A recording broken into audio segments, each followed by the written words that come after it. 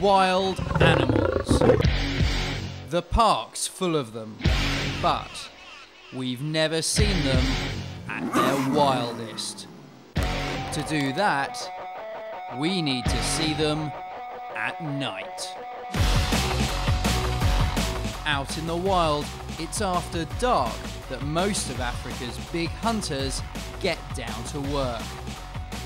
As the sun goes down, their predatory instincts go into overdrive.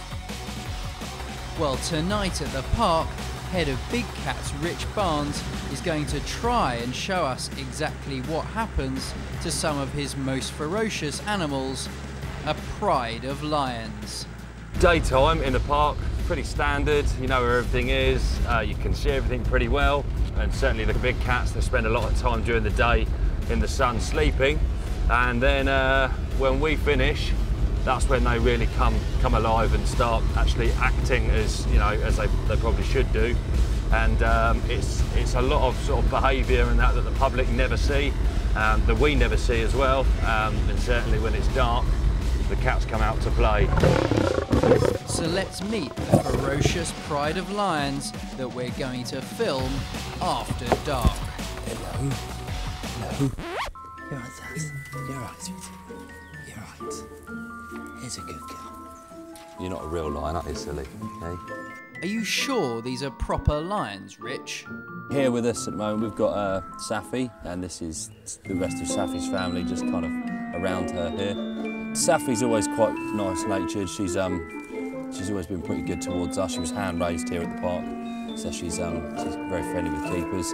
Suleiman here, he's Safi's other half, and probably even soppier than she is. I mean, she sort of picks and chooses who she likes, whereas he tends to like anyone that will give him a scratch, really. But by feeding them after dark, Rich hopes to show us that these soppy cats have a savage side. Funny boy. The difference during the day and during the night is astounding. I mean, I can get this close with all of them, and they're all pretty good, especially the big two here.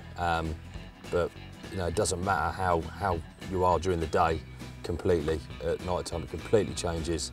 I think there's just something clicks in the back of their head and makes them want to act differently. And their eyes work very, very well as all their other senses when ours don't. And so I think they kind of know that they've got the upper hand. Lions have fantastic eyesight, which they use to track prey and plan their attack. But they can also see in almost complete darkness, making them truly deadly.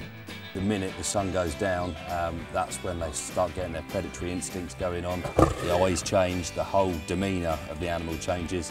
And so even animals like Safi here, who've been with us for a whole life and have been raised by keepers, she will change. You know, I mean, she changes a little bit when food goes in there, but certainly, like, you know, when we put food in there and it gets dark, then it's going to be very, very different. As Rich finishes up for the day, the other animals can already sense that something is afoot.